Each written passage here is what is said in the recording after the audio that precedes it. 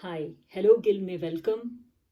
Steve jobs ने एक बार कहा था, innovation distinguishes between a leader and A follower. क्या मतलब है इस चीज का? उधेड़ के डीकोड करके देखें तो इनोवेशन कुछ नया इजाद करना, कुछ बड़ा बनाना, जिंदगी में इंसानियत के लिए इनोवेट कर देना।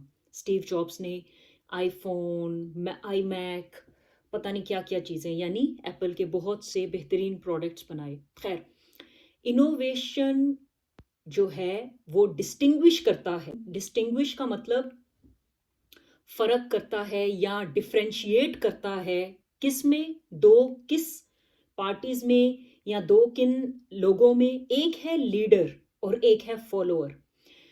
लीडर एक होता है, हम कहते हैं जनता का लीडर, नेता, एक वो वाला कॉन्सेप्ट है। और एक है ऐसा लीडर जिसका एक विजन है, जिसका अपना एक, उसके पास एक इनसाइट है कि मैंने इस तरह से इंसानियत के लिए कुछ करना है, लीड करना है उसने।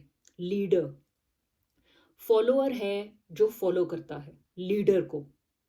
फॉलोअर का वर्ड हम सोशल मीडिया की सेंस में भी बहुत ज़्यादा सुनते हैं, मैंने उसको फॉलो किया, मैं उसको फॉलो कर रही हूँ सोशल मीडिया पे वगैरह। अब इसमें कुछ लोगों की नेचर होती है कि वो बाय नेचर फॉलो ज़्यादा अच्छा करते हैं, उसमें भी कोई प्रॉब्लम नहीं है। लेकिन इंग्लिश सीखने के पॉइंट ऑफ व्यू से आपके साथ 10 पॉइंट शेयर करूंगी कि कैसे आपको एक लीडर का माइंडसेट रखना है, सोच को बड़ा करना है, कुएं के मेंढक नहीं बनना। पहला पॉइंट है कॉन्टिन्यूस लर्निंग। एक अच्छा लीडर, चाहे वो किसी बहुत बड़ी कंपनी का लीडर है, चाहे वो स्टीव जॉब्स हैं, चाहे वो किसी देश मुल्क के लीडर हैं, उन्होंने बहुत से ऐसे लोग हैं जिन्होंने सारी जिंदगी हमेशा सीखने के ऊपर फोकस की है। स्टीव जॉब्स ने, एक किताब है, उस किताब का जिक्र संदीप भाई ने अपने सीक्रेट वाले सेमिनार में भी किया है। उस सेमिनार का नाम है secret of this universe, biggest secret of this universe. वो किताब है ऑटोबायोग्राफी ऑफ अ योगी। वो किताब स्टीव जॉब ने हर साल पढ़ी है। जब भी उन्हें पहली बार पता चला, उससे ऑनवर्ड उन्होंने हर साल पढ़ी। सिर्फ ये किताब नहीं पढ़ी, और भी कई किताबें पढ़ी। दुनिया में 10 अमीर जो लोग थे, या सबसे ज्यादा अमीर में वॉरेन बुफे या जो भी, इन्होंने बहुत सीखने के ऊपर फोकस रखा है। इंग्लिश सीखने के पॉइंट ऑफ व्यू से आपको, जब तक आप कम से कम इंग्लिश का B1 लेवल नहीं कर लेते, तब तक अपने माइंड में चिपका लो, डेली जितना भी ज्यादा से ज्यादा आप सीख सकते हैं। और एक इंपॉर्टेंट पॉइंट, सीखो बेशक कम, प्रैक्टिस ज्यादा करो। 2 मिनट भी कोई वीडियो सुनी है, कुछ सीखा है, उसको वहीं रोक दो। जब तक 2 मिनट उस पर प्रैक्टिस नहीं कर ली, 2 से 3 मिनट उस पर बोल नहीं लिया, मतलब सीखो कम, प्रैक्टिस ज्यादा करो, बोलो ज्यादा। पॉइंट नंबर 2, कॉन्फिडेंस इज की।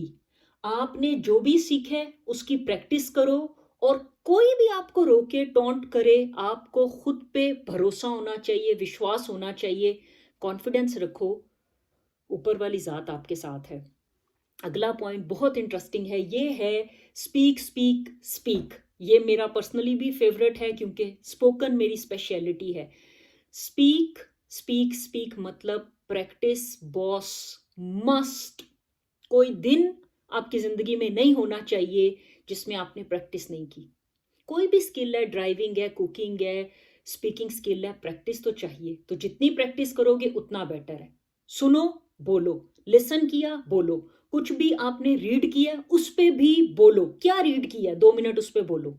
अगला पॉइंट है एक्सपैंड योर वोकैबुलरी। अपने शब्दों को, अल्फाजों को बढ़ाओ, एक्सपैंड करो। डेली नए नए वर्ड सीखो। जो भी कहीं से, किसी मूवी में भी आपने कोई नया वर्ड देखा है, वहीं पे उसको रोको और उसको नोट कर लो, फिर उस वर्ड से खेलो, यानी उसको बार बार यूज करो।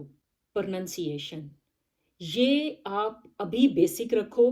बेसिक बेसिक प्रोनाउंसिएशन के ऊपर आप काम कर सकते हो, पर ज्यादा इसकी डिटेल में जाने की जरूरत नहीं है। पहले इतना आप कर लो कि बेसिक इंग्लिश सीख के आपको कोई अगर जॉब चाहिए या छोटा सा बिजनेस करना है, कोई पॉकेट मनी आपकी निकल आए। प्रोनाउंसिएशन अपने आप में एक समुंदर है, इसमें आगे जाके फिर एक्सेंट्स हैं, एक्सेंट्स की वेरिएशंस हैं। सो इतना डिटेल में मुझे लगता है नहीं जाना चाहिए। पहले बेसिक स्पोकन इंग्लिश में आप कॉन्फिडेंट हो जाओ। अगला पॉइंट है मास्टर ग्रामर। ये मैं आपसे शेयर कर रही हूँ, पिछली वीडियो में भी शायद किया था। बेसिक ग्रामर को मास्टर किया, मोटे मोटे मेन खास खास टेंसेस और उसके साथ वोकैबुलरी के तड़के। अगला पॉइंट है इंगेज इन पब्लिक स्पीकिंग। अब ये बड़ा इंटरेस्टिंग पॉइंट है कि एक होता है आप घर पे प्रैक्टिस कर रहे हो, गुड है, उससे भी अच्छा है कि पब्लिक स्पीकिंग में कहीं पे किसी तरह आप बोलो। दिमाग लगाओ कि कैसे पब्लिक में आप बोल सकते हो इंग्लिश, चाहे 2 मिनट बोलो, चाहे 3 मिनट बोलो। जब आप एक स्ट्रेंज सिचुएशन में, एक न्यू सिचुएशन में, माहौल में, गैदरिंग में बोलते हो इंग्लिश, तो और कॉन्फिडेंस बढ़ेगा। अगला पॉइंट, थिंक इन इंग्लिश। इसकी आपको कोशिश करनी है, प्रैक्टिस करनी है और इससे ये हो जाएगा। जैसे टाइम जहन में रखकर आपने कहना है कि ओके 1 मिनट स्टॉप वॉच रख लो। मैं आपकी वीडियोस में भी एक स्टॉप वॉच पुराने फ़ोन से रख रही हूँ। आपने, वैसे ये स्टॉप वॉच बंद ही हो गई है, इसको भी मैं ऑन कर लेती हूँ। अब मैं वीडियोस में काफ़ी चिल होने वाली हूँ, मतलब वीडियो ज़्यादा भी लंबी हो जाएगी तो no tension. So think in English, कोशिश करो 30 सेकेंड इंग्लिश में सोचना है।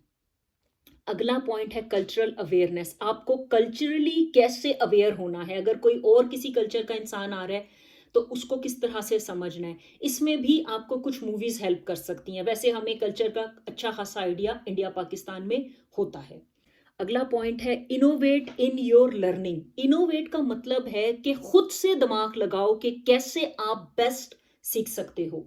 इसके लिए ये भी देखो, आप मॉर्निंग में ज़्यादा अच्छा सीख सकते हो क्या? मॉर्निंग में घर पे शोर कम है, मॉर्निंग में काम कर लो याद करने का, या दोपहर को कम है या शाम को। खुद से देखो आपके लिए क्या सबसे ज़्यादा सूटेबल है। ओके, बाय शायद।